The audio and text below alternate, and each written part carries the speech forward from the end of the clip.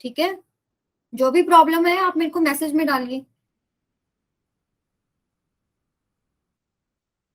Welcome to the class.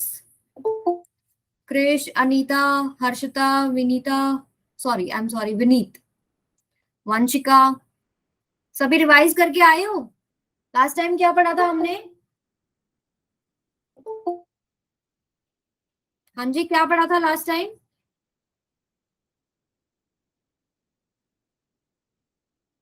Rigidity. आवाज आ रही है आप सबको क्लियर? यस और नो? आवाज आ रही है? ओके। विनीत बोल रहे हैं रिजिडिटी पढ़ा था। बनराज बोल रहे हैं प्लास्टिसिटी पढ़ा है। मनीषा बोल रहे हैं आवाज आ रही है। ओके फाइन, ठीक है।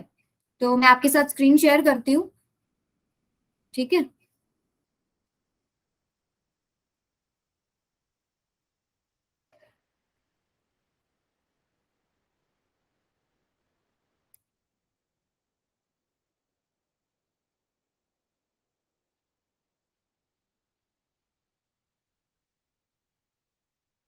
हाँ जी, सबको स्क्रीन दिखाई दे रही है?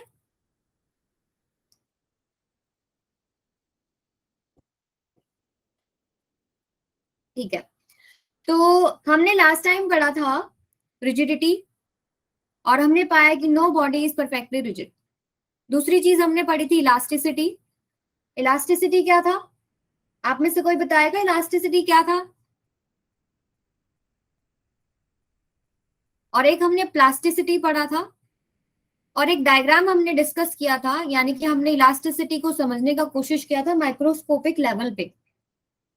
ठीक है, उसके बाद हमने इलास्टिक लिमिट और इलास्टिक फटीग, आई थिंक हमने यहाँ तक क्लियर जो है टॉपिक्स कवर किए थे। ठीक है, तो मैं आपकी नॉलेज चेक करती हूँ कि आपको कितना समझ में आया है। ठीक है, उसके लिए मैं एक पोल दे रही हूँ, सभी बच्चे जवाब देना। ऑलराइट,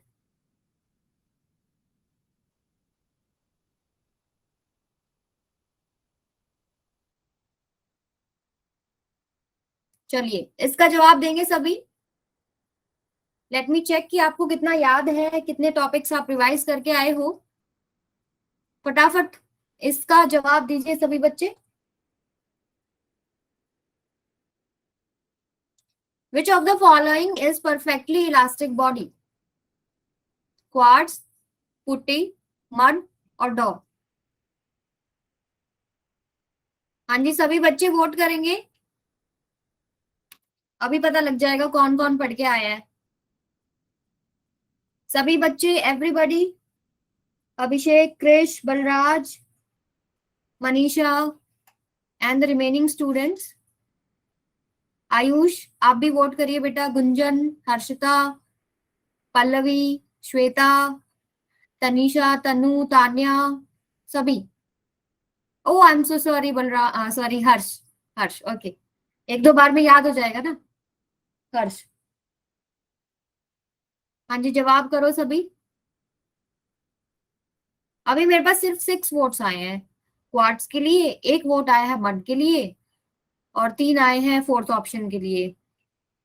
सभी बच्चे, 18 स्टूडेंट से ज्यादा हैं क्लास में, सभी बच्चे जवाब दो। Julie Sharma, welcome to the class. Welcome बच्चे, सभी बच्चे वोट कीजिए। और देखिए, अगर आपको इस जो पिछला ओरिएंटेशन था उससे कोई प्रॉब्लम है तो लास्ट में 5 मिनट्स में दूंगी, आप उससे रिगार्डिंग कुछ भी मुझसे पूछ सकते हैं। ठीक है, वैक्स क्या होता है बेटा? विनीत कुमार, ब्रॉन्ज भी होगा। ब्रॉन्ज, फॉस्फोर ब्रॉन्ज था वो। अभी जो आपको ऑप्शन दिए उसमें से बताओ।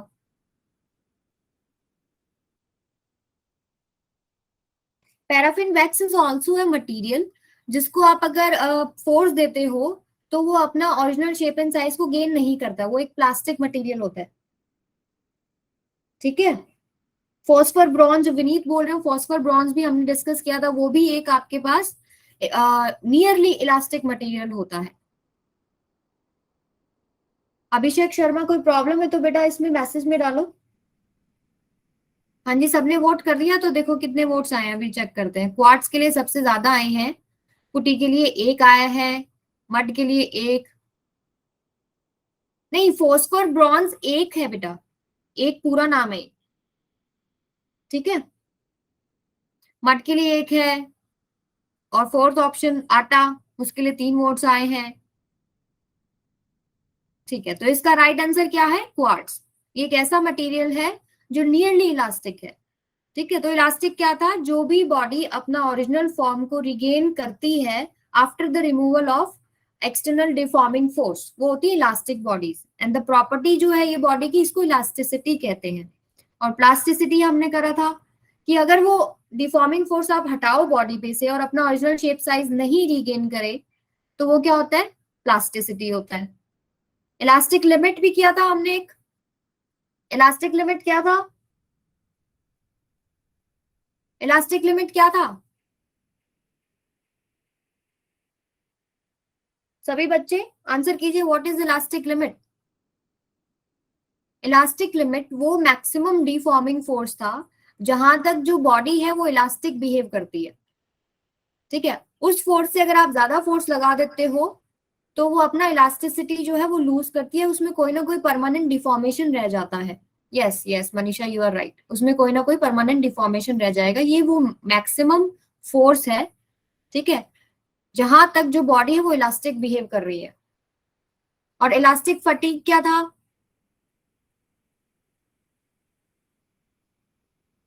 हाँ जी, बस ये अभी उस पे स्ट्रेस ही लिखा हुआ है बेटा, अनीता अभी पढ़ाया नहीं ना, वो उतना ही लिखा है उसके ऊपर। क्या बोल रही थी मैं आपको? इलास्टिक फटीग क्या होता है?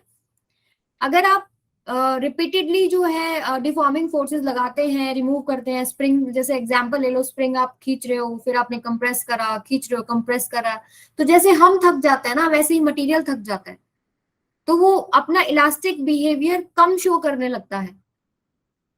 लेकिन आप उसको छोड़ दोगे कुछ टाइम के लिए, तो वो वापस से जो है अपना ओरिजिनल फॉर्म गेन कर लेता है।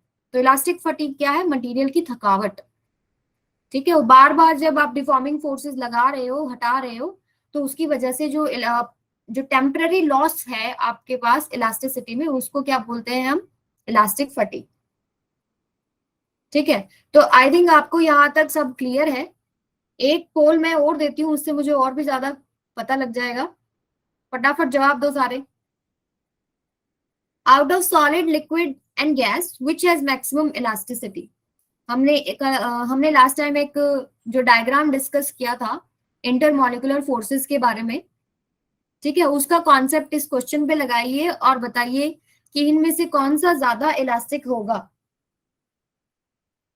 ठीक है। एवरीबॉडी, सभी अपना जवाब दें। हर्ष, अनीता, मनीषा, मनीषा, विनीत, तान्या। तान्या समझ आ रहा है बेटा?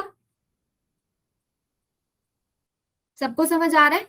Out of solid, liquid, gas which has maximum elasticity? Very good, very good.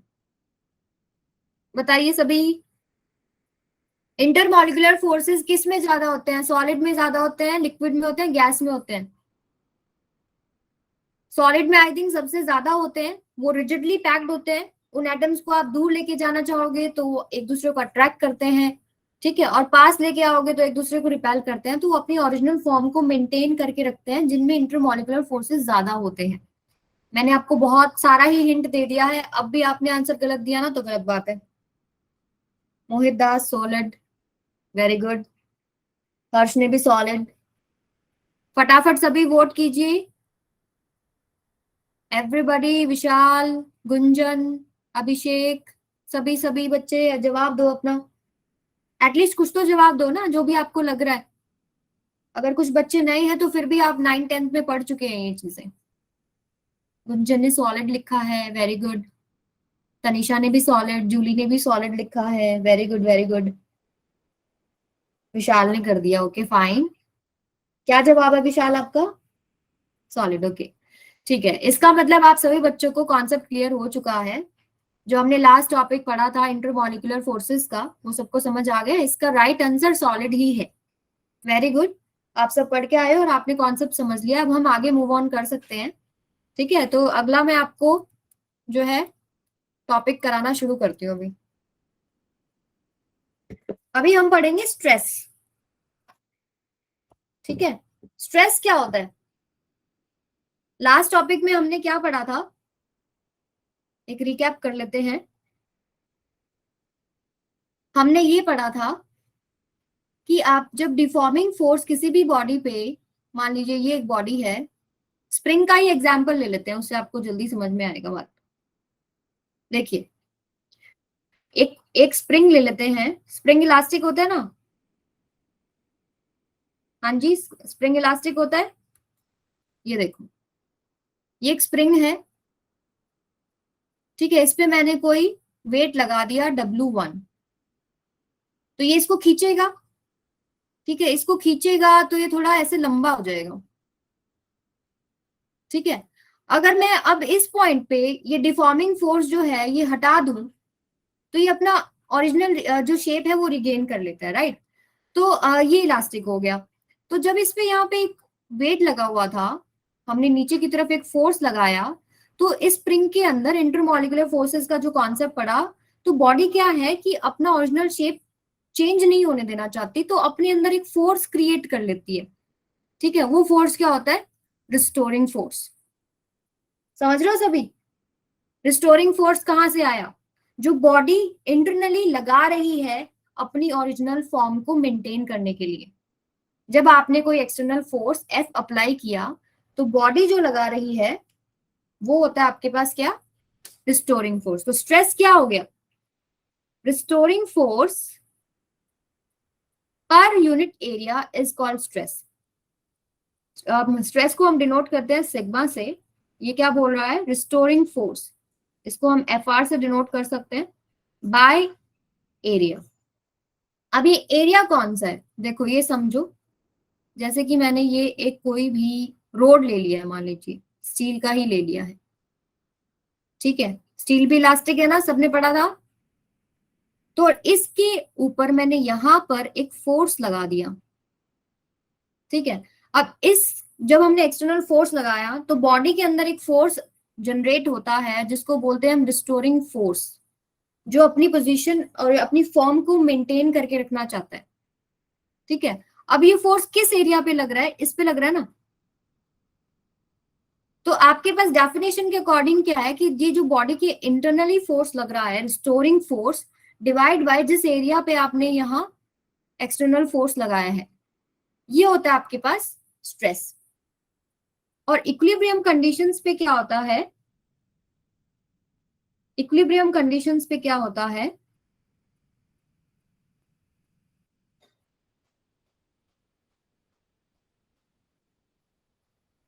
वहां पर आपके पास जो आपका एक्सटर्नल फोर्स है और जो रिस्टोरिंग फोर्स है वो इक्वल हो जाते हैं। ठीक है, तो जैसे ही आपके पास कोई क्वेश्चंस आते हैं, और आप क्वेश्चन जनरली आपके पास इसी तरीके से आएंगे, 99% ऑफ टाइम ऐसे आएंगे कि जो आपने एक्सटर्नल डिफॉर्मिंग फोर्स लगाया होता है आप उसको पुट करते हो और डिवाइड बाय एरिया जिस क्रॉस सेक्शन पे वो लग रहा होता है। समझ आया यहां तक? इसका यूनिट क्या होगा? यूनिट बताओ क्या होगा? फोर्स का क्या होगा यूनिट? हाँ जी, सभी फोर्स का यूनिट बताओ। न्यूटन। और एरिया का क्या होएगा? Metre square. ठीक है, क्लियर है यहां तक सबको कि रिस्टोरिंग? हमेशा ध्यान रखिए, स्ट्रेस एक्चुअली में क्या होता है? रिस्टोरिंग फोर्स पर यूनिट एरिया। कई बार कॉम्पिटिटिव एग्जाम्स में पूछ लेते हैं कि जो स्ट्रेस में फोर्स होता है वो आपके पास एक्सटर्नल फोर्स होता है, इंटरनल फोर्स होता है? तो आपका आंसर आता है इंटरनल फोर्स होता है जो स्ट्रेस में फोर्स होता है। पर इक्विलिब्रियम कंडीशंस पे क्या होता है? जो इंटरनल फोर्स है और जो आपने एक्सटर्नल लगाया है वो इक्वल होता है। ठीक है, तो हम क्या करते हैं कि इस रिस्टोरिंग फोर्स की जगह ये जो आपके पास फोर्स है वो पुट कर देंगे। समझ आया सबको? जैसे मैंने आपको ये क्वेश्चन अभी जो एक आपको रिवीजन कराया था, इसमें मैंने एक वेट लगाया ना, तो जब इस क्वेश्चन में मेरे से पूछ लिया स्ट्रेस क्या है, तो मैं फटाक से ना यहाँ पे जो मैंने वेट लगाया वो फोर्स की जगह रख दूंगी, और इस वायर का जो area of cross section given होगा मैं वो यहाँ पुट कर दूंगी। क्लियर है सबको ये चीज आपको बिल्कुल टिप्स पे होना चाहिए कि स्ट्रेस आपके पास होता है रिस्टोरिंग फोर्स पर यूनिट एरिया। एरिया देख लीजिए कौन सा है, ये वाला, और इसके परपेंडिकुलर हमने फोर्स लगाया है। यहां तक क्लियर है सबको? Can I move forward? कोई भी प्रॉब्लम है तो बताओ अभी। न्यूमेरिकल्स में हमेशा इक्विलिब्रियम कंडीशन ही दे रखी होती है ज्यादातर, तो आपने जो एक्सटर्नली फोर्स लगाया है आप वो पुट कर देते हो, क्योंकि इंटरनल जो रिस्टोरिंग फोर्स है उसको मेजर करना बहुत ही मुश्किल काम हो जाता है। तो जनरली आपके पास प्रॉब्लम्स भी इस तरीके से होती हैं कि आपके पास जो फोर्स अप्लाई किया है डिवाइड बाय जिस एरिया ऑफ क्रॉस सेक्शन पे किया है, क्योंकि जो रिस्टोरिंग फोर्स आ रहा है वो इस एक्सटर्नल फोर्स की वजह से ही रहा है। बॉडी रेजिस्ट कब करेगी? जब आपने कोई फोर्स लगाया है। समझ रहे हो? इक्विलिब्रियम कंडीशन से समझते हो ना क्या होता है? जैसे मान लीजिए कोई स्प्रिंग है, ठीक है, आपके पास अभी उस पर कोई भी फोर्स नहीं लगाया आपने, ठीक है, ये यही आपके पास स्प्रिंग है और इस पे आपने कोई भी फोर्स नहीं लगाया है, ये वाला जो है।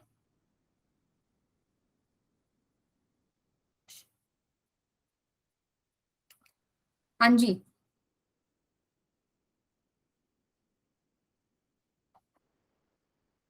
ये वाला स्प्रिंग ले लीजिए और इस पे आपने कोई फोर्स नहीं लगाया, अज्यूम कीजिए। अब क्या होगा? अगर मैंने अब इस पे फोर्स लगाया, पहले आपने उस पे कोई फोर्स नहीं लगाया, फिर आपने उस पे फोर्स लगाया, तो क्या करेगा? स्प्रिंग खींचेगा, खींचेगा ना। तो इसमें पहले तो जो आपने एक्सटर्नल फोर्स लगाया वो ज्यादा होगा रिस्टोरिंग फोर्स से, एकदम से रिस्टोरिंग फोर्स सारा नहीं आ जाएगा ना, तो इसकी वजह से वो खिंच रहा है। अब ऐसा नहीं है कि वो खिंचता ही चला जाएगा, बॉडी अंदर एक रिस्टोरिंग फोर्स क्रिएट करेगी जिसकी वजह से उसको वापस पुल करेगा स्प्रिंग को।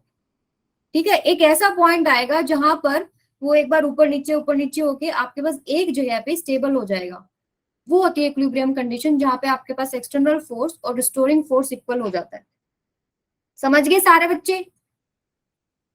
समझिए ना कि स्प्रिंग पे कोई वेट नहीं है मान लीजिए, और उस पे आपने एक वेट लगाया तो स्प्रिंग खींचा, ठीक है। अब क्या है कि स्प्रिंग के अंदर आपके पास अंदर एक रिस्टोरिंग फोर्स आ जाएगा जिसकी वजह से वो खींचने नहीं देगा ज्यादा देर तक, तो ठीक है। तो एक पॉइंट ऐसे आएगा जहां पे दोनों इक्वल हो जाएंगे, वो होती है इक्विलिब्रियम कंडीशंस, और यही आपको न्यूमेरिकल्स में दे रखा होता है। आप डायरेक्ट फटाक से जो है खटाक से जो आपको फोर्स दिया दे रखा होता है वो लेते हो, जो आपने एक्सटर्नली अप्लाई किया डिवाइड बाय जिस एरिया पे लगा रखा है। आई थिंक ये आपको क्लियर है। अब आगे चलते हैं, एक इस पे न्यूमेरिकल कर लेते हैं फटाफट। पढ़िए सभी बच्चे क्या लिखा है। ए और बी दो वायर हैं, देखिए एक वायर है ये,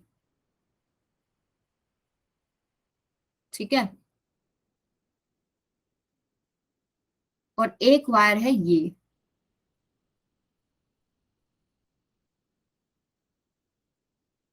और दोनों का रेडियस दे रखा है। मान लीजिए इसका रेडियस है, इस वायर का मैं रेडियस ले लेती हूं आर ए, और इस वायर का रेडियस कितना है? R B. आप सभी मुझे मैसेज में बताओ क्या क्या आंसर है, मेरे निकालने से पहले फटाफट निकाल दो। लेट मी चेक कि किसने सबसे पहले आंसर किया। ठीक है, तो रेडियस यहां से हो जाएगा आर ए और यहां से हो जाएगा आर बी। अब इन्होंने बोला है कि they are stretched by the same load, यानी कि इन दोनों वायर्स पे जो फोर्स लग रहा है ना वो सेम है। ठीक है, जो फोर्स लग रहा है इन वायर पे वो सेम है, मान लीजिए एफ है और इस पे भी आपके पास क्या है? एफ है।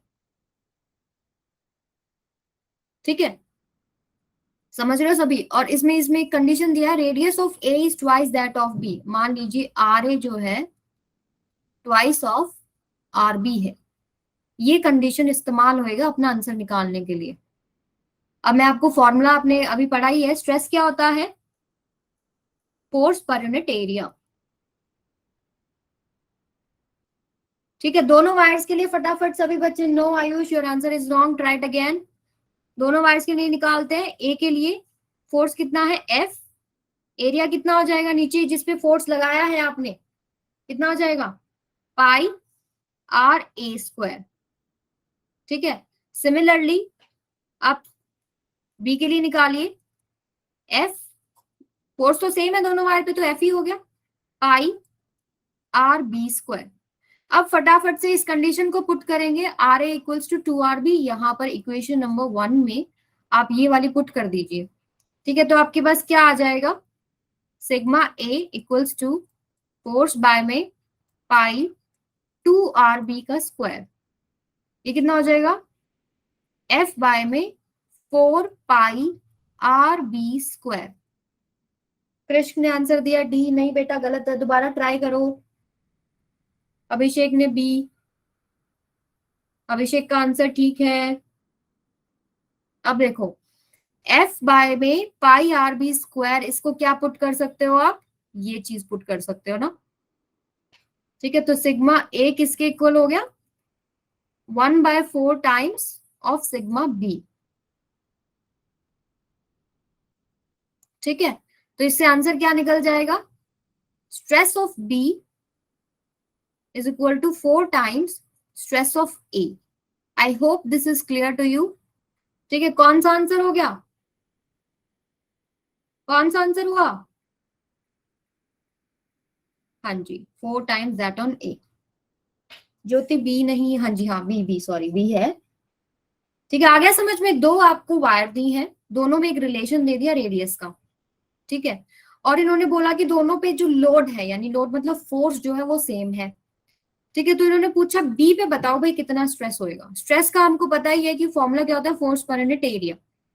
ठीक है, दोनों के लिए एफ सेम रखेंगे, दोनों का area pi R A square और पाई आर बी स्क्वायर हो गया। ठीक है, और आर ए की वैल्यू पुट करेंगे तो हमारे पास आंसर आ जाएगा। वेरी गुड, वेरी गुड, सबने बहुत सही दिया, क्रिश, ज्योति, मोहित, जूली, ठीक है, विशाल, गुंजन, हर्ष ने भी सही दिया है। वेरी गुड, वेरी गुड, बहुत सही बात। चलो आगे मूव ऑन करते हैं। अब हम करेंगे टाइप्स ऑफ स्ट्रेसेस कौन कौन से होते हैं। टाइप्स ऑफ स्ट्रेसेस, देखिए सबसे पहले एक होता है नॉर्मल स्ट्रेस। ठीक है, क्लियर है, नॉर्मल स्ट्रेस में आपके पास कौन कौन से आ जाएंगे, एक आ जाएगा टेंसाइल, टेंसाइल स्ट्रेस। दूसरा आ जाएगा कंप्रेसिव। ठीक है, और तीसरा आपके पास आ जाएगा हाइड्रोलिक। ठीक है, ये हो गया एक, जिसके हमने 3 पार्ट कर लिए, और एक होता है आपके पास टेंजेंशियल स्ट्रेस, जिसका दूसरा नाम होता है शियर स्ट्रेस। ठीक है, तो दो तरीके के हैं आपके पास, normal stress, tangential stress. Normal stress के 3 हिस्से हैं, टेंसाइल, कंप्रेसिव और हाइड्रोलिक स्ट्रेस। समझ गए, ये टेबल सबको क्लियर है। अब हम इनको 1 बाय 1 पढ़ेंगे, देखते हैं क्या क्या डिफरेंस है इन सब में। तो सबसे पहले लॉन्गिट्यूडनल स्ट्रेस, देखिए जो नॉर्मल स्ट्रेस है ना बेटा, ये वाला, इसका एक नाम ये भी लिख सकते हो आप, सॉरी आपके, आप क्या कर सकते हो, जो टेंसाइल और कंप्रेसिव है इनको आप, ये वाले जो दो है ना, ये वाला और ये वाला, इनको लॉन्गिट्यूडनल स्ट्रेस भी कहते हैं, also called as longitudinal stress.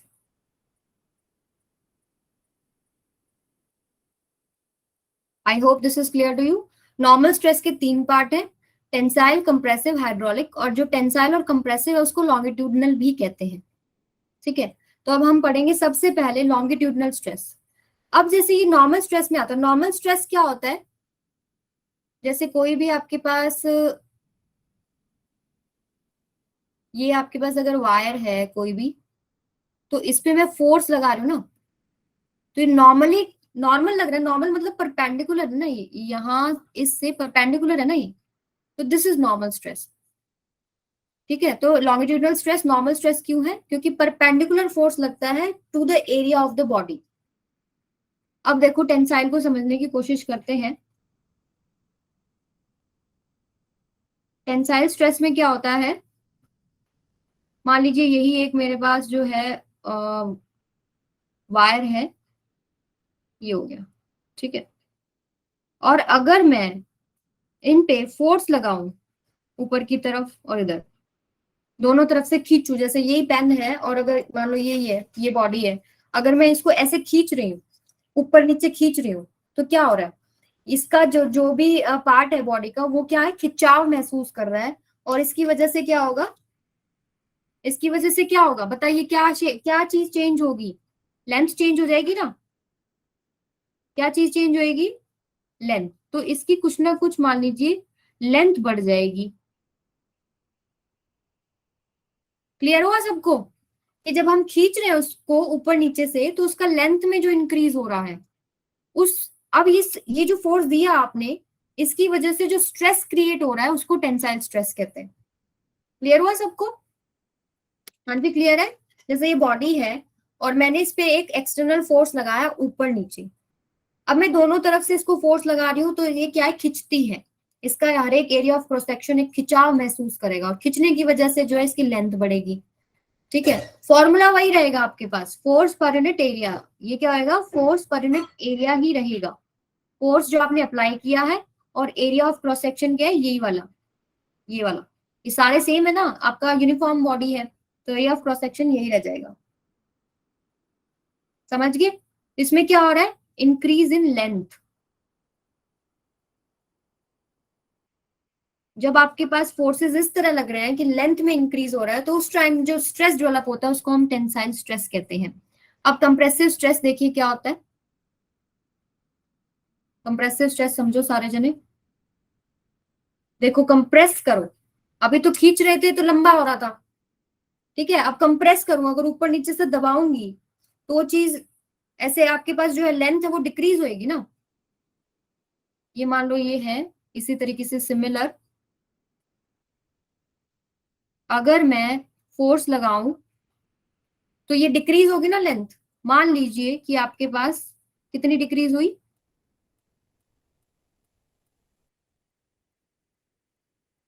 यहां आ गया, ये थोड़ा सा दब के यहां आ गया, क्या हो रहा है यहाँ पे, लेंथ डिक्रीज हो रही है।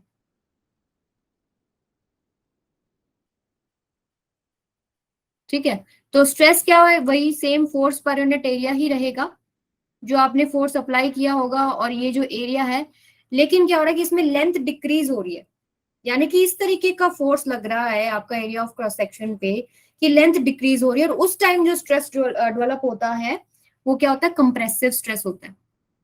और फोर्सेस देखिए नॉर्मल है ना, इसलिए इसको नॉर्मल जो है नॉर्मल स्ट्रेस कहते हैं। देखिए ये नॉर्मल स्ट्रेस है ना, ये आपका एरिया है, और यहाँ आपके पास परपेंडिकुलर फोर्स लग रहा है। क्लियर है सबको, तो याद रखिए टेंसाइल स्ट्रेस जो है जिसमें खिंचाव है, ठीक है, जिसमें लेंथ बढ़ेगी। कंप्रेसिव स्ट्रेस में क्या होगा कि लेंथ डिक्रीज होगी। स्ट्रेस का फॉर्मूला वही है, फोर्स पर यूनिट एरिया। ठीक है, दोनों का डिस्टिंग्विश कैसे करोगे, एक में लेंथ बढ़ती है और एक में लेंथ घटती है। ठीक है अभिषेक, क्लियर है बेटा, चलिए आगे मूव करते हैं। अब एक आप न्यूमेरिकल सॉल्व करिए, अब देखते हैं कि कौन फास्ट करेगा। एनर्जेटिक हो ना सारे, चलो फटाफट। इन्होंने बोला है load of 4.0 kg, load of 4.0 kg suspended from a ceiling through a steel wire। ये लीजिए मैंने कर दिया, ये होगी मेरी सीलिंग, जहां पर मैंने जो रोड है स्टील वायर वो कर दी फिक्स। ठीक है, इन्होंने बोला क्या है कि इस पे एक लोड लगाया गया है, यानी कि इस पे जो है 4.0 kg जो है नीचे जो है लोड लगाया गया है। ठीक है, और इसका रेडियस कितना है, जिस पे आपने फोर्स लगाया वो रेडियस कितना है, 2.0 mm। जरा इसको मीटर में कर लो, 2 × 10⁻³ मीटर, में कितना है, 1000 से डिवाइड कर देंगे। ठीक है, और आप ऊपर ले जाओगे तो 10⁻³ हो जाएगा। अब आगे पूछे find the tensile stress. Obviously देखो आप उसको खींच रहे हो, उसको नीचे आप फोर्स लगा के ऐसे करोगे तो टेंसाइल स्ट्रेस ही हो गया ना। तो स्ट्रेस का फॉर्मूला क्या होता है, फोर्स पर यूनिट एरिया।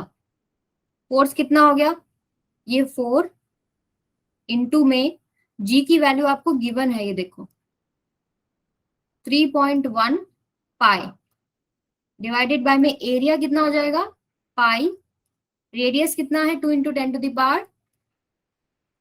10⁻³ इसका स्क्वायर कर देंगे। पाई से pi cancel, 4 into 3.1 divided by 4 into 10 to the power -6, 4 से 4 भी कैंसिल। आंसर कितना बचा काटा पिटी करके? 10 टू द पावर 6 न्यूटन पर मीटर स्क्वायर। हाँ जी, देखिए आपको क्या दे रखा है, मास दे रखा है, ठीक है। आपको वेट निकालना होता है, तो वेट क्या होता है, मास को आप जी से मल्टीप्लाई कर देते हो, mg वो वेट होता है, क्योंकि फोर्स, वेट को आप फोर्स बोलते हो, लेकिन मास फोर्स नहीं होता। जब उसको मल्टीप्लाई करोगे जी से तब वो फोर्स बनेगा। समझ गए जूली? क्लियर है? जब आपको मासेस दे रखे होते हैं तो फोर्स निकालने के लिए उसको जी से मल्टीप्लाई करते हैं। वैसे जी की वैल्यू आपको पता है ना 9.8 मीटर पर सेकेंड स्क्वायर होती है, बट हमको तो क्वेश्चन में जी ऑलरेडी दे रखा है 3.1 इंटू पाई मीटर पर सेकेंड स्क्वायर, तो वो आपने डायरेक्ट पुट कर ली। क्लियर है सबको? समझ गए? एक आपको वायर दिया था, स्टील वायर, और उसके नीचे एक मास लगाया गया है 4.0 kg। ऑलराइट, उसको आपने फोर्स में कन्वर्ट कर लिया, 4 इंटू में 3.1 पाई, क्योंकि ऑलरेडी जी की वैल्यू दे रखी थी, नहीं दे रखी होती तो आप 9.8 ले लेते। डिवाइड बाय में नीचे क्या है, पाई आर स्क्वायर, और आर को हमने डायरेक्ट पुट कर लिया। आई थिंक सबको क्लियर है? एवरीबडी जवाब दो सभी बच्चे। हाँ जी सभी बच्चे, विनीत, विशाल, अनिका, क्लियर है बेटा? अभिषेक को क्लियर है? Okay fine, so I can move to next slide. Jyoti को, विशाल को clear, okay fine, let's move on. Simple simple है ना? अभी तो सीधा स्ट्रेस लिया हमने, फॉर्मूला लिया, फॉर्मूले में वैल्यू पुट की, कुछ रिलेशंस दे रखे हैं उनको पुट कर लिया। तो न्यूमेरिकल से डरते नहीं, बहुत आसान आसान होते हैं। अब देखते हैं ये कौन कर पाएगा। Let's try this one.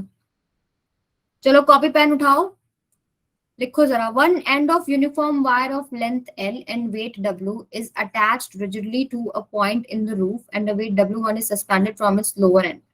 क्या बोल रहे हैं? एक यूनिफॉर्म वायर है जो कि अटैच्ड है टू रूफ, मतलब यहां वो अटैच्ड है, ठीक है। यहां पर एक वायर जो है अटैच कर दी गई है, ठीक है जी। इतनी बात तो आगे समझ में, जिसका लेंथ जो है वो दे दिया L, आगे समझ में, ठीक है। इस पूरी वायर का, यानी L लेंथ की जो वायर है ना, इसका वेट जो है इन्होंने दे रखा है W। चलो देखते हैं इसका क्या यूज होएगा। और नीचे लिखा है इन्होंने वेट W1, यहाँ एक वेट W1 सस्पेंड किया गया है। If S is the area of cross section of the wire, अब सिंपल सी बात है, यहाँ पे एरिया ऑफ क्रॉस सेक्शन कितना दे रखा है?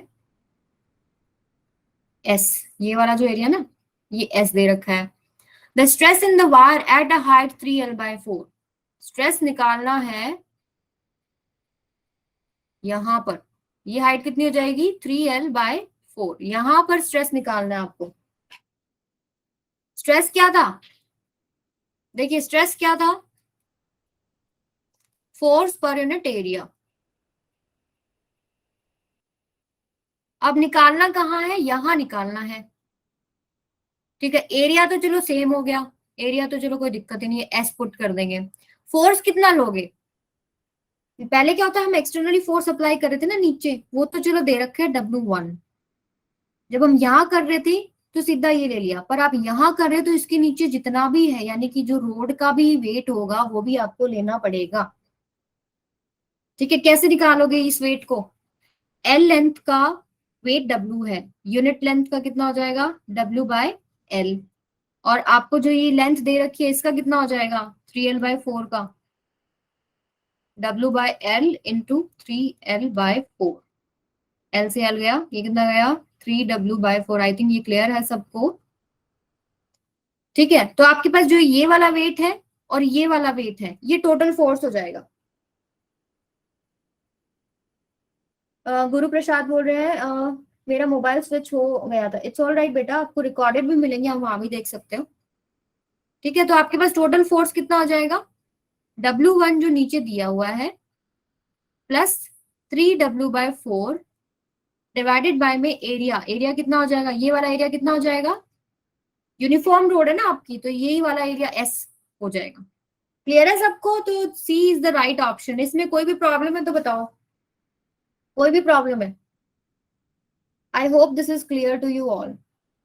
सिंपल है, जहां निकालना है उससे नीचे का सारा वेट जो आपने लगा रखा हो तो सिंपल है, वो तो समझ में ही आ गया, W1 तो लेना ही था, और उसके अलावा जो रोड का है वो भी उठाना है। और वो कंडीशन दे रखी है कि आपके पास N लेंथ का W है, तो इस लेंथ का कितना होएगा, टोटल फोर्स पुट करो डिवाइड बाय एरिया। क्लियर हो गया?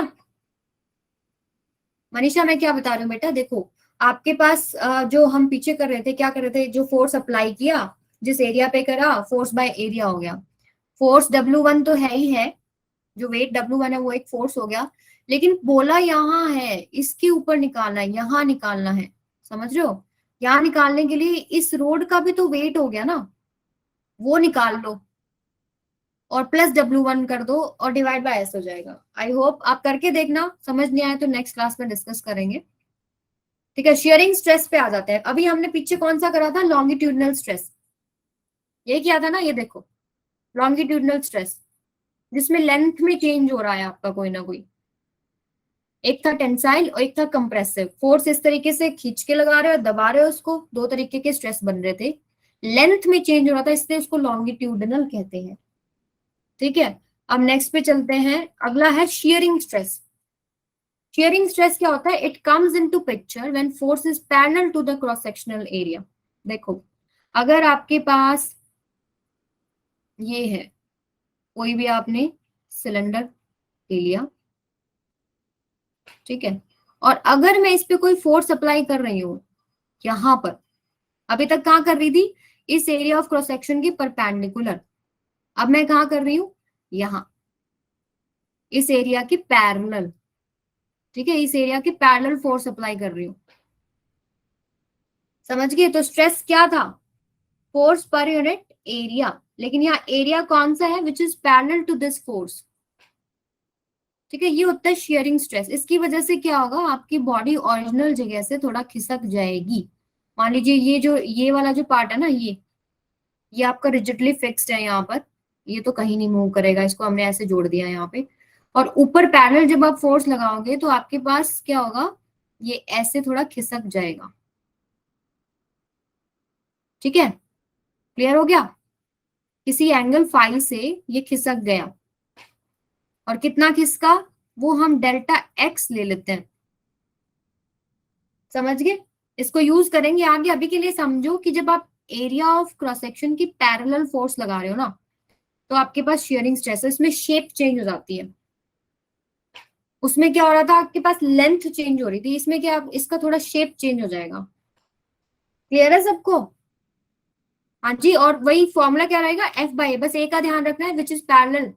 आप इसको ऐसे भी समझ सकते हो, जैसे ये मेरे पास बुक है, ठीक है, और अगर मैं इस पे इस तरीके से फोर्स लगाऊं, जैसे ऐसे ले लो, अगर मैं इसको ऐसे फोर्स लगाऊं पैरेलल, तो एरिया ऑफ क्रॉस सेक्शन ये उठाएंगे। अगर मैं इस बुक पे ऐसे फोर्स लगाती, जैसे यहां लगाती इस पे, अगर ऐसे, तो ये वाला एरिया ऑफ क्रॉस सेक्शन आप लोगे। समझ गए? क्लियर है सबको? किसी को कोई भी दिक्कत है, देखो मैं क्यूब से भी आपको बता देती हूँ। एक क्यूब ले लो,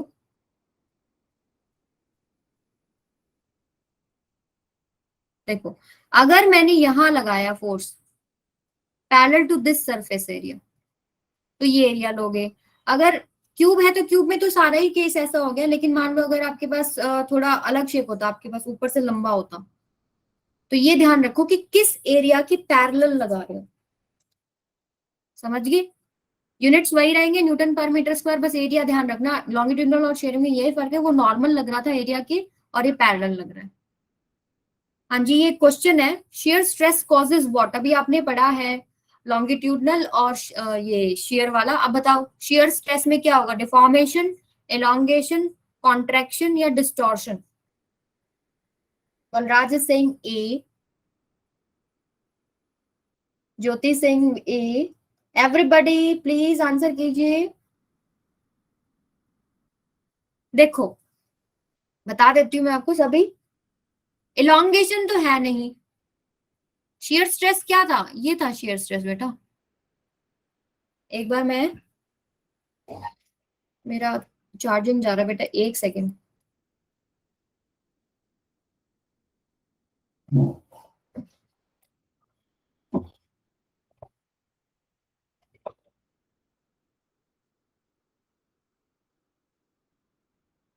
हाँ जी, सभी बच्चे आंसर करो। क्या हो रहा है यहाँ पे? शेयर स्ट्रेस में क्या था? यहां लगा रही थी ना मैं, और आपके पास इस तरीके का कुछ बन रहा था, ये खिसक के ऐसे बन गया, ये एंगल फाई।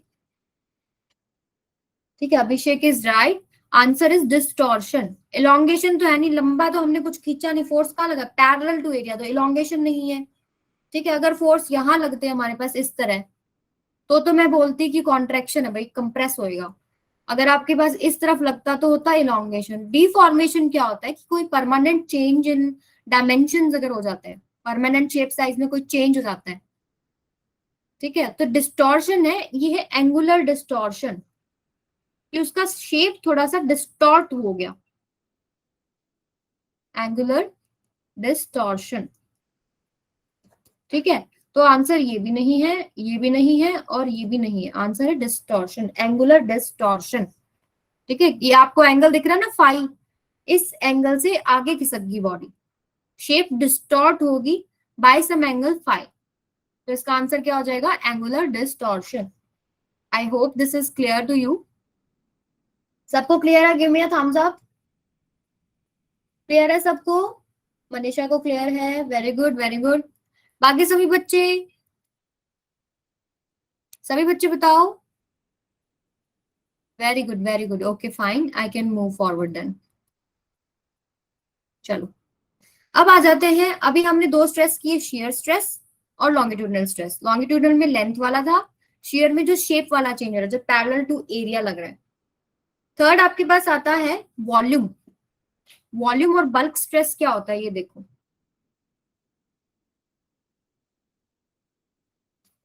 वॉल्यूम और बल्क स्ट्रेस क्या होगा? नाम से ही आपको पता लग रहा होगा भाई, वॉल्यूम में कुछ बदलाव है। देखो, कोई भी हम लोग एक कंटेनर ले लेते हैं, ठीक है, और इसके अंदर हम पानी ले लेते हैं। टेबल याद है ना आपको? टेबल में क्या लिखा था? नॉर्मल स्ट्रेस में तीन थे, लॉन्गिट्यूडनल, सॉरी,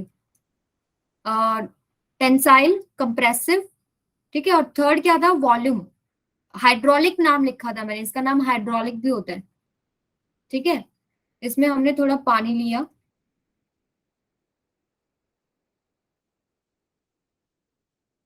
और इसमें हमने एक बॉडी डाल दी, कोई भी रिजिड बॉडी डाल दी हमने। तो पानी की वजह से आपको पता है कि इस बॉडी पे प्रेशर लगता है, यानी इस बॉडी पे फोर्स लग रहा है पानी की वजह से।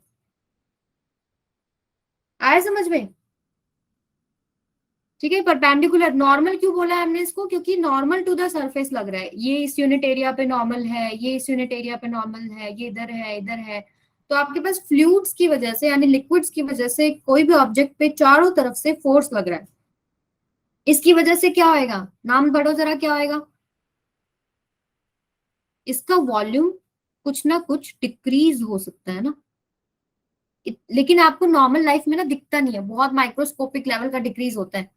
ठीक है, आपका जब कोई भी बॉडी आप पानी में डालोगे, चारों तरफ से दबती है, लेकिन वो आपको दिखाई नहीं देता, क्योंकि बहुत ही माइन्यूट सा होता है, बिल्कुल आपको पता नहीं चलेगा।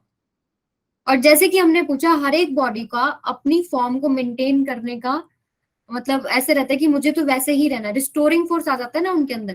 तो ऐसे ही इसके अंदर भी आपके पास इसके अगेंस्ट जो है रिस्टोरिंग फोर्स आएगा।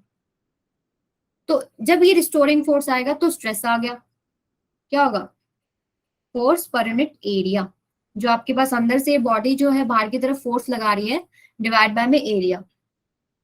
ठीक है, लेकिन जो लिक्विड्स का केस होता है, तो आपको पता है कि प्रेशर देते हैं लिक्विड्स, है ना? प्रेशर लगता है ना लिक्विड की वजह से, चारों तरफ से सेम प्रेशर लगता है। उसका फॉर्मूला क्या होता है?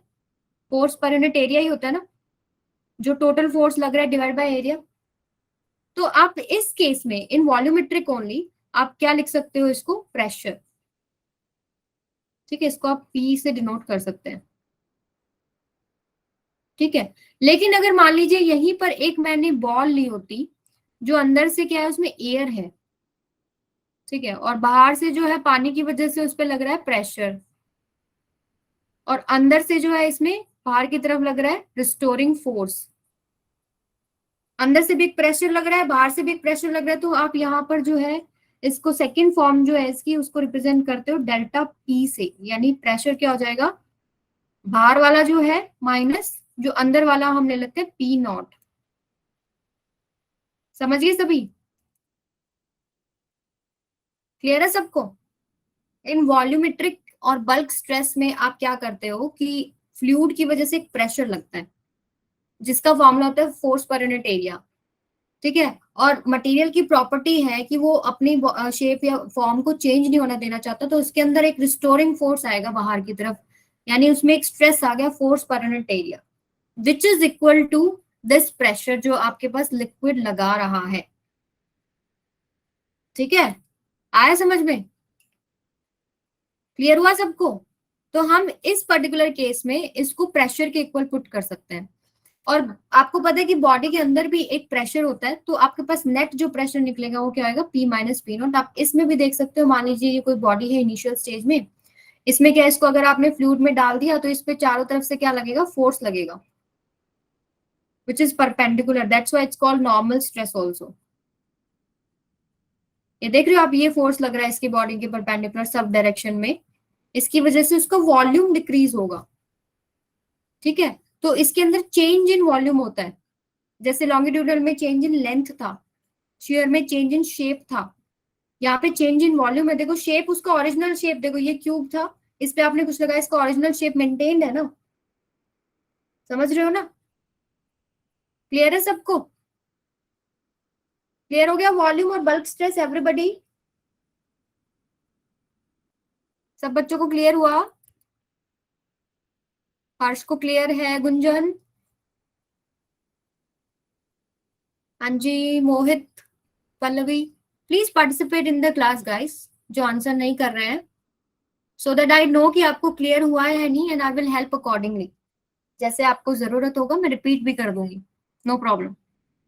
Pallavi, can you hear me?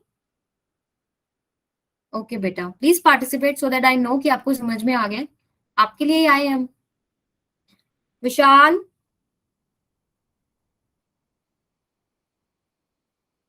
Clear है सबको?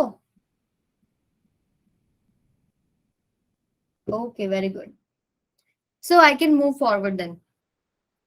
ठीक है,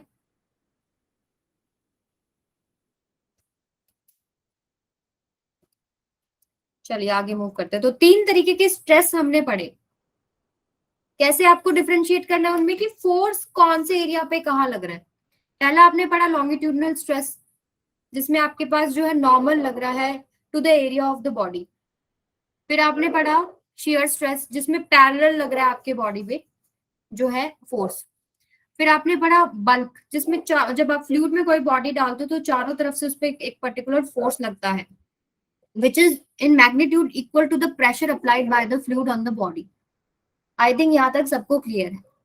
अब जो तीनों स्ट्रेसेस हुए ना, उनकी वजह से कुछ ना कुछ चेंजेस होते हैं बॉडी के अंदर। वो क्या चेंजेस होते हैं अब वो डिस्कस करते हैं। देखो स्ट्रेन क्या होता है, ratio of change in configuration to the original configuration. हम स्ट्रेन को क्या बोलते हैं, change in configuration, change in configuration by में ओरिजिनल कॉन्फ़िगरेशन। इसका क्या मतलब है भाई, बॉडी जिस तरीके से पहले थी, उसका शेप साइज डायमेंशंस जो पहले थे, ठीक है, वो तो हो गया ओरिजिनल कॉन्फ़िगरेशन। अब कोई फोर्स लगाया, उसमें स्ट्रेस डेवलप हुआ, तो उसकी वजह से उसके shape, forms, length, breadth, height, volume कुछ चेंज हो रहा है ना, तो वो होता है चेंज इन कॉन्फ़िगरेशन।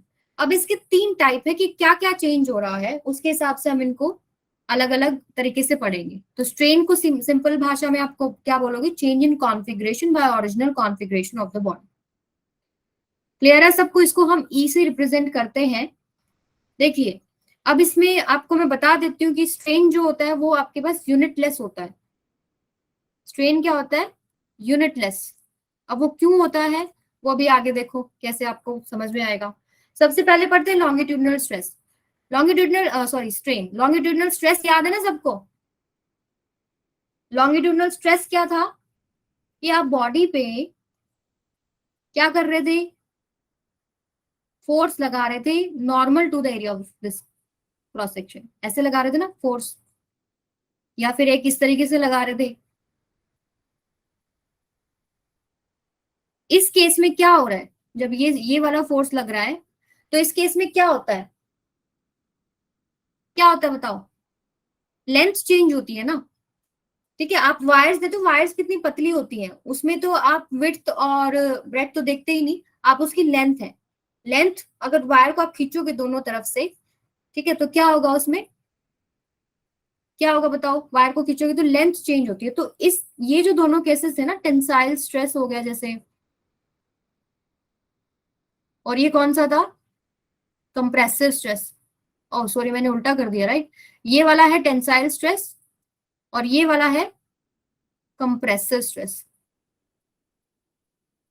दोनों ही केसेस में क्या हो रहा है, चेंज इन लेंथ हो रहा है। और मैंने अभी पीछे स्ट्रेन को क्या बताया, चेंज इन डायमेंशन, इसमें कौन सा डायमेंशन बदल रहा है, length, change in length by में original length, this is strain. इसको कैसे लिख सकते हो, मान लीजिए इसका ओरिजिनल लेंथ है एल, और ये चेंज होने के बाद मान लीजिए यहां आ गया, जो चेंज हो गया वो ये है डेल्टा एल। सिमिलरली आप यहां कर सकते हो, ये अगर खिंच गया तो यहां आ जाएगा, डायमेंशन कितना चेंज हो जाएगा, डेल्टा एल, ये वाला जो डायमेंशन है ना, ये वाला, और नीचे इसका ओरिजिनल लेंथ है, तो जो चेंज हुआ लेंथ में डेल्टा एल बाय एल। अब देखो क्या ये यूनिटलेस है, ऊपर भी लेंथ है नीचे भी लेंथ है, जब सेम चीजें होती है ऊपर, फिजिकल क्वांटिटी सेम होती है ऊपर नीचे, तो यूनिट्स नहीं होती, that's why it's called unitless. Clear हो गया, सबको क्लियर है। लॉन्गिट्यूडिनल स्ट्रेन क्या है, चेंज इन लेंथ बाय में original length. I hope this is clear to you. Okay fine, अब हम एक छोटा सा न्यूमेरिकल कर लेते हैं इसी के ऊपर। अभी फटाफट बताओ, the table gives the initial lengths of the 3 rods and the changes in their lengths when forces are applied to their ends to put them under strain। तो क्या हो रहा है कि ये आपके पास इनिशियल लेंथ दे रखी है 3 रोड की, रोड एबीसी की इनिशियल लेंथ दे रखी है 2L0, 4L0 एंड 10L0, और चेंज इन लेंथ दे रखी है उनके अंदर जब आपके पास कोई फोर्स अप्लाई कर रहे हो, delta L0, 2 delta L0, 4 delta L0। तो स्ट्रेन निकाल सकते हो तीनों रोड का, फटाफट लिखो सभी बच्चे, क्या हो जाएगा, स्ट्रेन क्या हो जाएगा, 2L0 बाय में, sorry change in length delta L0 दे रखा है ना, क्या पुट करूं बताओ, क्या मिस्टेक करी मैंने, क्या मिस्टेक करी, चेंज इन लेंथ आता है ऊपर, डेल्टा L0 बाय में 2L0, ठीक है, इसका कितना हो जाएगा, twice of delta L0 bye में 4L0, इसका कितना हो जाएगा, 4 डेल्टा L0 बाय में 10L0। अब मुझे फटाफट इनकी वैल्यूज बताओ कितनी होंगी, बताओ सभी कितनी होंगी, ये हो जाएगा 0.5 of delta L0 by L0, right, 1/2 बचेगा ना, ये कितना, ये भी अगेन 2 और 4 कैंसिल आउट हो गए, 0.5 by delta L0 by L0, ये कितना हो जाएगा, 2/5 कितना हो जाएगा, 0.4 हो जाएगा ना, डेल्टा L0 बाय L0। तो इन्होंने पूछा है, रैंक कीजिए इनको, बताइए आंसर सभी बच्चे, मैंने आपको बता दिया है, फर्स्ट रोड का है 0.5 of delta L0 by L0, अगले का भी 0.5 of delta L0 by L0, and last is 0.4। तो सबसे बड़ा कौन सा है, रोड ए का रोड बी के इक्वल है, ठीक है, and which is greater than rod C. Rank आ गया समझ में, सी का बेटा 0.4 है ना, कितना है देखो, 4/10 है ना हर्ष, 2 2 4, 2 5 10, 2/5 कितना होता है 0.4, हो गया, समझ में आ गया? सभी बच्चों को समझ में आया? सीधा आपने जो है स्ट्रेन निकाला और कौन सा ज्यादा बड़ा है कौन सा छोटा है उसको रैंक कर दिया। आ गया समझ में स्ट्रेन क्या होता है? अब हमने पढ़ा, किसी कोई बोर तो नहीं हो रहा? हाँ जी बताओ, बोर तो नहीं हो रहे? कोई बोर हो रहा है बताओ, बहुत फास्ट जा रही हो तो वो बताओ। रश को समझ में आ रहा है, ओके फाइन। तो आगे पढ़ा दूं? एग्जाम्स क्लियर करना है ना, तो सिलेबस थोड़ा फास्ट तो चलाना पड़ेगा। ओके, तो मैं आगे थोड़ा सा और पढ़ा देती हूँ। आप लोगों की क्लास तो नहीं है इसके बाद? 10 मिनट ले लूं मैं? इंपॉर्टेंट टॉपिक्स है बेटा, इसके ऊपर आगे न्यूमेरिकल्स आते हैं। ओके मनीषा, अभिषेक ओके, चलो कृष ओके ओके। ठीक है, मैं थोड़ा फटाफट कराती हूँ ताकि अपना ये पार्ट स्ट्रेस और स्ट्रेन तो कवर हो भाई। ठीक है, तो अभी हमने कौन सा स्ट्रेन पढ़ा? कौन सा था ये? लॉन्गिट्यूडनल स्ट्रेन, जो कि लॉन्गिट्यूडनल स्ट्रेस से आ रहा था। जब आप फोर्स परपेंडिकुलर लगा रहे थे ना, या तो आप ऐसे खींच रहे हो या उसको ऐसे दबा रहे हो, इसकी वजह से लॉन्गिट्यूडनल स्ट्रेन आया, चेंज इन लेंथ। ठीक है, उसके बाद है शियरिंग स्ट्रेन। शियरिंग स्ट्रेस याद है आपको? याद है सबको शियरिंग स्ट्रेस क्या था? ये हमने लिया था ऐसे, फोर्स किधर लगाया था हमने? पैरेलल लगाया था ना यहाँ पे, इस एरिया ऑफ क्रॉस सेक्शन के। इसको हमने यहाँ फिक्स कर दिया, तो ये खिसका अपनी जगह से, इसने शेप बदली अपनी और ये ऐसे आ गया।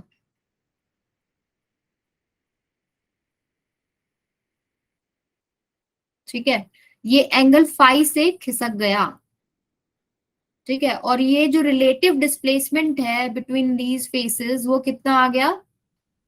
ये जो डिस्टेंस है वो कितना है? डेल्टा एक्स मान लीजिए। तो इस केस में स्ट्रेन का वैल्यू क्या होता है? ये जो रिलेटिव डिस्प्लेसमेंट हुआ है बिटवीन द लेयर्स, यानी कि डेल्टा एक्स बाय में जो ये लेंथ है, ठीक है, ये लेंथ कितनी है? एल। मान लीजिए सिलेंडर की ओरिजिनल लेंथ कितनी थी? एल। तो this is strain in case of sharing strain. Clear हुआ सबको? क्लियर हो गया सबको?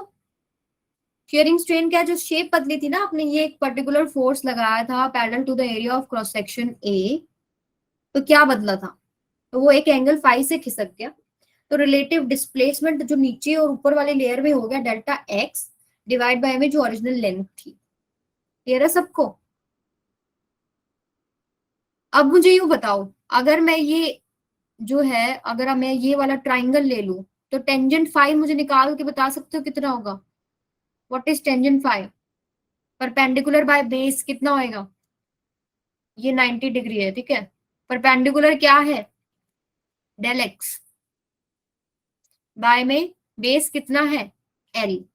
क्या ये इसकी इक्वल है? तो यानी कि इस स्ट्रेन को, शेयरिंग स्ट्रेन को मैं टेंजेंट फाई के इक्वल भी रख सकती हूँ। और जनरली क्या होता है कि ये एंगल बहुत ही छोटा होता है, तो ये कई बार फाई के भी इक्वल होता है, क्योंकि बहुत छोटे एंगल जब होते हैं, साइन थीटा थीटा हो जाता है, टेंजेंट फाई फाई हो जाता है। तो अकॉर्डिंग टू क्वेश्चन जो गिवन होगा हम वैसे सॉल्व कर लेंगे। तो कई बार एंगल पे भी न्यूमेरिकल आ जाता है कि कितना एंगुलर डिस्टॉर्शन है, ये बताओ। क्लियर है सबको? स्ट्रेन क्या है? डेल्टा एक्स, जो रिलेटिव डिस्प्लेसमेंट जितना खिसका, डेल्टा एक्स बाय में जो लेंथ है एल। और आप ये ट्राइंगल जो फॉर्म हुआ है इसमें देख सकते हो tangent phi delta X by L होता है, तो आप इसको इसके इक्वल भी पुट कर सकते हो।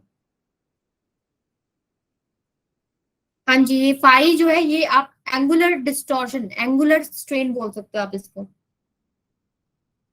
थीटा फाई एक ही बात है, मैंने फाई लिखा है यहाँ पे, थीटा होता है ऐसे, रिप्रेजेंटेशन ऐसा होता है। आप थीटा भी पुट कर सकते हो, नो प्रॉब्लम, जो भी आपने बुक्स में पढ़ा हो, कोई दिक्कत नहीं। ठीक है चलो, तो अब आपके क्या क्या हो गया देखो। लॉन्गिट्यूडनल स्ट्रेन हो गया, जो कि लॉन्गिट्यूडनल स्ट्रेस की वजह से आया। फिर आपके पास शियरिंग स्ट्रेन हो गया जो शियर स्ट्रेस की वजह से आया। ठीक है, उसके बाद एक वॉल्यूम स्ट्रेन और रह गया है। उससे पहले एक छोटा सा न्यूमेरिकल है, बिल्कुल इजी है, फटाफट मेरे को आंसर बताओ। बहुत ही आसान, ठीक है, बहुत ही इजी। कैलकुलेशन फास्ट रहेंगी आपकी, करके देखो जरा। क्या बोला देखो, अ cube of aluminium of side, एक क्यूब है जिसका साइड 0.1 मीटर है। चलो जी क्यूब ही बना देते हैं पहले तो। ठीक है, बना दिया मैंने एक छोटा सा क्यूब। क्यूब लग रहा है ना? नहीं लग रहा तो समझ लो एक क्यूब है। हैंड राइटिंग ऐसा ही है मेरा। ठीक है, तो इस क्यूब का aluminium, sorry, cube of aluminium of side 0.1 metre, ये 0.1 मीटर दे रखा है। Is subjected to shearing force of 100 newton. ये जो टॉप फेस है ना, ये बोला ना, uh top face of the cube is displaced through 0.002 centimetre. यानी कि ये जो टॉप फेस है, इसके ऊपर इन्होंने शेयरिंग फोर्स लगा दिया एफ, जिसकी वैल्यू कितनी है? ये एफ कितना दे रखा है आपको? 100 न्यूटन। और ये क्या शेयरिंग स्ट्रेस में क्या हो जाएगा, ये जो है लेयर आगे खिसक जाएगी। वो कितनी खिसकी वो भी दे रखी है वैल्यू, ये देखो। मान लीजिए ये जो है आपके पास, यहाँ पर दूसरा कलर ले लेती हूँ मैं ताकि आपको क्लियर हो जाए। देखो, मान लीजिए ये यहाँ आ गया। ठीक है, ये आगे खिसक जाएगा सारा का सारा। I hope this is clear to you. ये आपके पास लेंथ हो जाएगी। विशाल, आप क्लास से बाहर चले गए थे बेटा। 0.002 मोहित। और बताओ क्या सही आंसर मोहित का? तो ये जो खिसका है ना इतना, जो डेल्टा एक्स है, डेल्टा एक्स कितना दे रखा है? 0.02 सेंटीमीटर। सेंटीमीटर को मीटर में करो।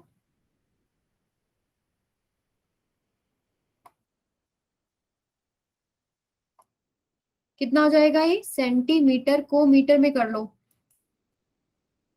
कितना हो जाएगा? डिवाइड बाय 100, यही होगा ना? चलो इसको रख लेते हैं। और एल, जो लेंथ है एल, वो आपको दे रखी है 0.1 मीटर। तो आपको शेयरिंग स्ट्रेन निकालना है। शेयरिंग स्ट्रेन कितना हो जाएगा? Delta X by L. इसको पुट करो आप 0.02/100, और लेंथ है 0.1 मीटर।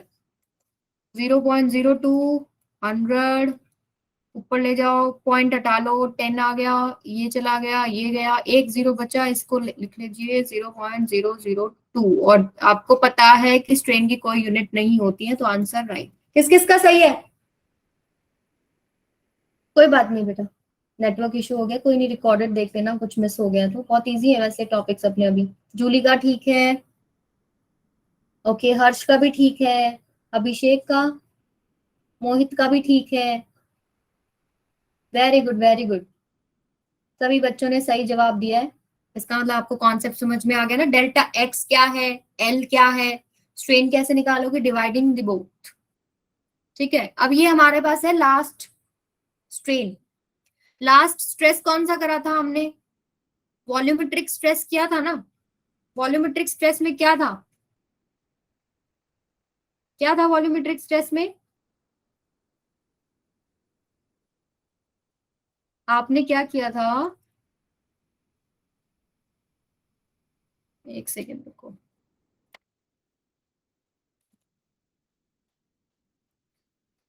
वॉल्यूमेट्रिक स्ट्रेस में आपने फ्लूइड में एक बॉडी डाली, यानी लिक्विड में कोई बॉडी डाली थी। ये आपके पास वाटर था मान लीजिए। ठीक है, इसमें आपने कोई भी एक बॉडी डाली थी, तो पानी की वजह से क्या लग रहा था उस पे? प्रेशर लग रहा था। प्रेशर लग रहा था, तो क्या होगा इस बॉडी का? वॉल्यूम चेंज होएगा ना। वॉल्यूम मान लीजिए ये यहां आ गई, चेंज इन वॉल्यूम। तो ये क्या होगा, स्ट्रेन यहाँ पे क्या हो जाएगा, चेंज इन वॉल्यूम बाय में ओरिजिनल वॉल्यूम। ठीक है, मान लीजिए जो चेंज है वो हो गया डेल्टा वी, जो कि इक्वल है डेल्टा वी, मान लीजिए आपके पास इनिशियली कितना था वी नॉट, और फाइनल है V V minus V naught. बताओ ये क्वांटिटी पॉजिटिव होगी या नेगेटिव होगी, original volume V. Delta V positive है या नेगेटिव है, वॉल्यूम डिक्रीज हो रहा है ना, नेगेटिव। इसलिए हम लोग वॉल्यूमेट्रिक स्ट्रेन्स में माइनस लगाते हैं यहाँ पे, टू रिप्रेजेंट दैट कि वॉल्यूम डिक्रीज हो रहा है। समझ आया नेगेटिव क्यों लेते हैं। और ये आपके पास change in volume by volume strain क्या था, change in configuration by original configuration. In this particular case the volume is changing, तो change in volume by original volume. I think सबको क्लियर है। एक क्वेश्चन एक न्यूमेरिकल करना है, बताओ जरा, या आज के लिए इनफ है, यहाँ तक आप रिवाइज भी करके आ सकते हो। जूली को करना है, क्रिश को करना है, जो बहुत बोर हो गया है, थक गया है, वो बताओ, है कोई ऐसा, करा दो एक न्यूमेरिकल।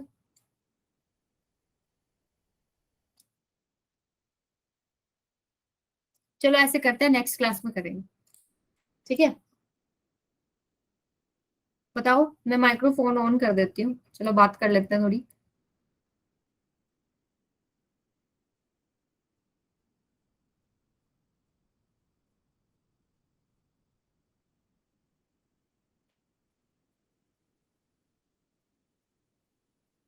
हाँ जी, हाँ जी बच्चों, कोई दिक्कत है तो हम मेरे से डायरेक्ट पूछ सकते हो। एक न्यूमेरिकल और हो जाए, चलो ठीक है, न्यूमेरिकल कर ही लेते हैं। चलो चलो न्यूमेरिकल करते हैं। आप, अब मैंने माइक्रोफोन ऑन किया है, कोई दिक्कत हो साथ साथ बताना, न्यूमेरिकल में फटाफट करेंगे, ओके। चलो पहले ये वाला क्वेश्चन जो है मैं आपको नेक्स्ट उसमें वो दूंगी, पोल में देती हूँ। ये न्यूमेरिकल करते हैं पहले, देखो।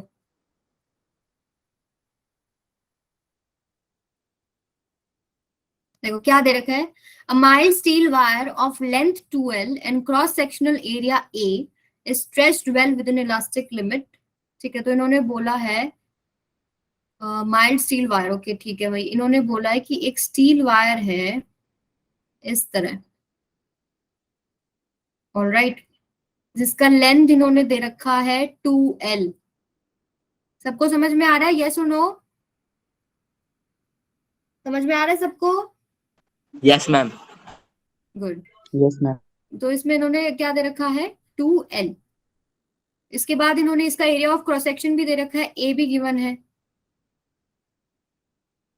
ठीक है भाई, ए गिवन है। और ये फिक्स कर रखी है हॉरिजॉन्टली बिटवीन टू पिलर्स, ठीक है जी, okay. A man M is suspended from the midpoint of the wire, भाई एक बंदा लटक गया है यहाँ पे, यहाँ बीच में से, तो क्या होगा, ये खिंच जाएगी,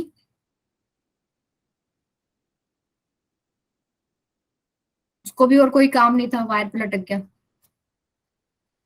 ये मान लीजिए एम जो है, ये मैन, मैन से रिप्रेजेंट कर रही हूँ मैं, ये एम, ठीक है, is suspended from the midpoint of the wire, the strain in the wire is, मान लीजिए ये जो है x डिस्टेंस है, ठीक है, तो स्ट्रेन निकालना है। स्ट्रेन क्या होता है वायर के केस में, चेंज इन लेंथ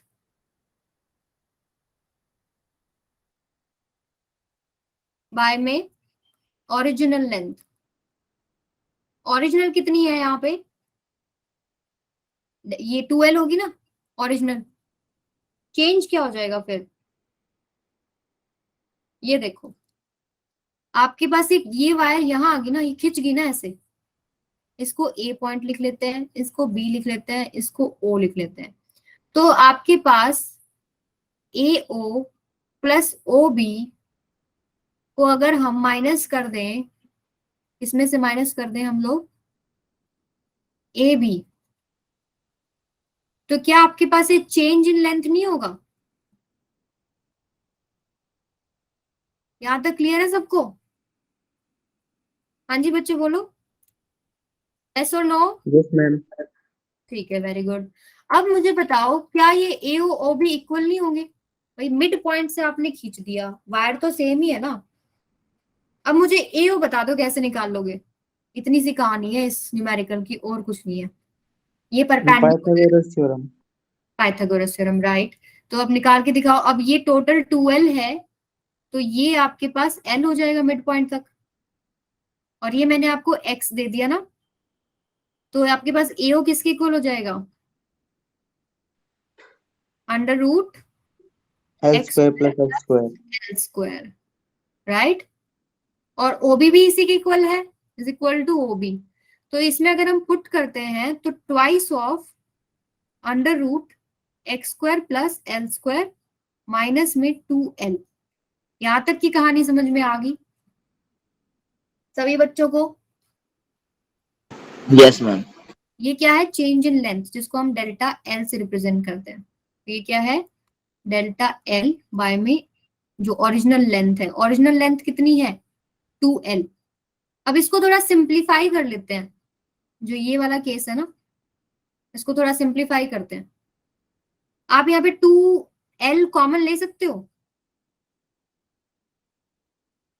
चलो 2l छोड़ो, आप यहाँ ये जो अंडर रूट के अंदर जो वैल्यू है ना, आप एक बार एल स्क्वायर कॉमन ले लो,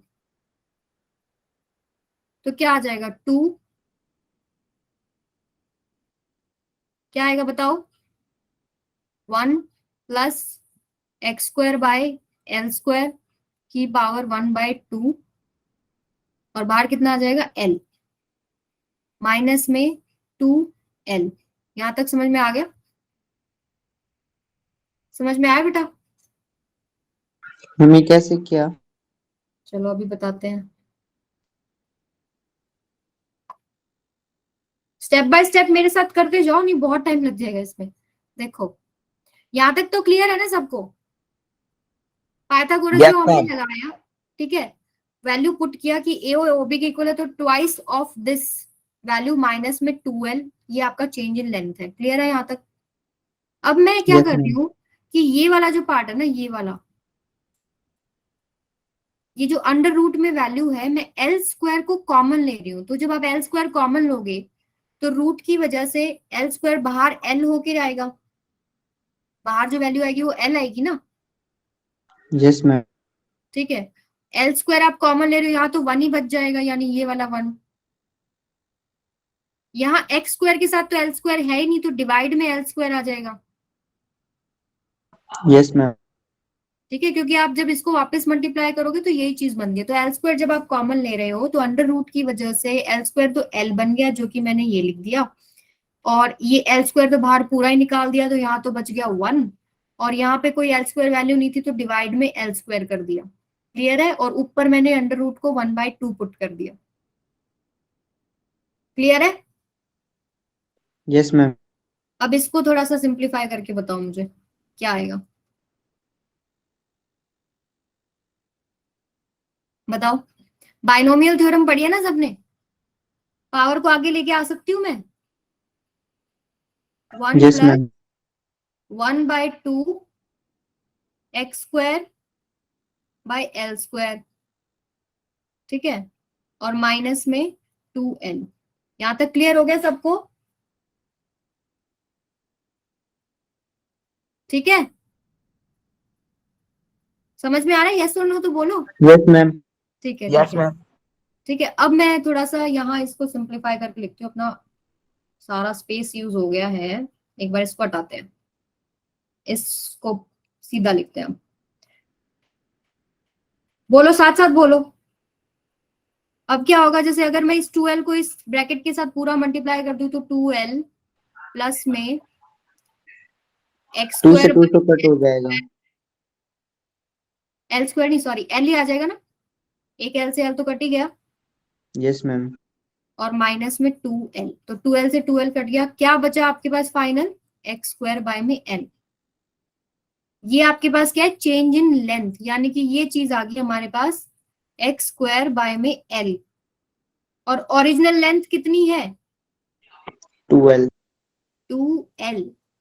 तो आपके पास आंसर क्या आ गया, एक्स स्क्वायर बाय में 4l, ये आंसर हो गया। 2l स्क्वायर हो जाएगा ना? सॉरी, हाँ sorry, 2l square, right right, 2l square, तो आंसर हो गया ए। क्लियर है सबको? Yes ma'am. ठीक है, क्या किया है हमने, देखो सिंपल सा, मैं एक बार रिपीट कर देती हूँ सबके लिए। मनीषा क्लियर है आपको बेटा? Gunjan, Julie, yes ma'am. Krish, Mohit, okay. देखो दोबारा खुद अपने कॉपी पे कैलकुलेट भी करके देखना। यहाँ पे क्या है, एक वायर दी थी इन्होंने, ए पॉइंट बी पॉइंट फिक्स कर दिया, ठीक है। इस वायर के मिड पॉइंट से एक बंदा लटक गया जिसका मास है m, ठीक है। उसके बाद इन्होंने बोला कि बताइए कि कितना स्ट्रेन होगा इस वायर के अंदर। स्ट्रेन क्या होता है, change in length bye original length, क्योंकि यहाँ वायर दे रखी है ना, तो वायर में तो लेंथ में ही चेंज होएगा, तो change in length bye original length. Original तो पता ही है हमको कि 2l ही थी, ठीक है। चेंज इन लेंथ देखेंगे, उसके लिए हम ये AO, आपको मैं लेजर पॉइंटर से समझा देती हूँ। मैम क्वेश्चन में ये तो नहीं लिखा था कि ये बिट एकदम मतलब बीच से ही हमने इसको स्ट्रेच किया है? लिखा तो है बेटा, ये देखो, stress ma'am well with in इन्होंने तो इलास्टिक। बिटवीन लिखा है, बिटवीन तो मैम वो तो सेंटर पॉइंट तो नहीं लेंगे ना इनका? नहीं, a man M is suspended from the mid point of the wire, and mid point of the wire कौन सा आएगा, जो वायर का बीच का पॉइंट है, जो उसको हाफ में कट करता है, यस मैम, ओके। राइट। तो आपने क्या किया कि जब आपने यहाँ जो है बंदा लटका यहाँ मिड पॉइंट से, तो मान लिया ये डिस्टेंस तो हो गया x, ठीक है। और ये क्योंकि मिड पॉइंट है तो इतना डिस्टेंस हो गया l। तो हमें ये टोटल डिस्टेंस निकालना है, ये वाला और ये वाला, तो मैंने AO प्लस OB लिख दिया। AO मैंने निकाल लिया पाइथागोरस थ्योरम से, under root l square plus x square. आ गया यहां तक समझ में? यस और नो? एवरीबडी माइक ऑन है बेटा, यस और नो तो बोलो। Yes, ma'am. हाँ जी, यहां तक आपको समझ में आ गया, ये निकाल लिया पाइथागोरस थ्योरम से, और ये इसकी इक्वल ही है, क्योंकि बिल्कुल सिमेट्रिक बीच में से बंदा नीचे आया ना, तो ये दोनों लेंथ इक्वल होगी ना। तो यानी कि आपके पास टोटल ये कितना हो गया, ये ट्वाइस ऑफ दिस, यानी जो ये वाला डिस्टेंस निकाला था, ट्वाइस ऑफ दिस माइनस में 2l, ये हो गया चेंज इन लेंथ, ठीक है। अब इसको सॉल्व करने के लिए, सिंप्लीफाई करने के लिए बायनोमियल थ्योरम का इस्तेमाल किया है, जिसमें हम लोग l स्क्वायर को कॉमन ले लेते हैं, और अंडर रूट की वजह से बाहर निकल के आया सिर्फ l, ये वाला, ठीक है। और अंदर क्या बच जाएगा, l स्क्वायर की जगह 1 और x square bye l square, और ऊपर पावर 1/2, और ये था हमारे पास जो ओरिजिनल लेंथ थी -2l। पावर जब आप आगे लेके आओगे और इसको खोलोगे, सारे को काटापीटी करोगे, तो आपके पास सिर्फ x स्क्वायर बाय l, यानी कि change in length x square bye l आ गया, ये वाला। और ओरिजिनल लेंथ कितना था, 2l, मल्टीप्लाई किया तो आपके पास ए ऑप्शन आंसर आ गया, x square by 2l। And I hope this is clear to you. Simple Pythagoras theorem इस्तेमाल करके निकालना है वैल्यू AO का, उसका ट्वाइस कर देना, वो हो गया आपके पास नया वाला जो लेंथ है, उसमें से जो ओरिजिनल लेंथ है वो माइनस कर देना है, ठीक है। थोड़ा सिंप्लीफाई करने के लिए जो हमने क्या किया कि बायनोमियल थ्योरम का फॉर्म ले आए हम लोग, 1 प्लस समथिंग होता है ना, तो अब 1/2 आप आगे ले गए, ठीक है। और आपने सिंप्लीफाई किया, जो लास्ट आपका बचा, अगर अब भी आप घर पे भी सॉल्व करके देखना, नहीं अगर आया समझ तो नेक्स्ट उसमें डिस्कस कर लेंगे। क्लियर है सबको? यस मैम, क्लियर है। ठीक है, तो आज हमने काफी न्यूमेरिकल्स भी किए हैं, 4-5 न्यूमेरिकल्स किए हैं, पोल्स के जवाब आप बच्चों ने बहुत अच्छे से दिए, ठीक है। I am very happy with that. आप ऐसे ही पढ़ते रहो, कोई नहीं रोक सकता आपको, ठीक है। कोई और प्रॉब्लम है तो बताओ।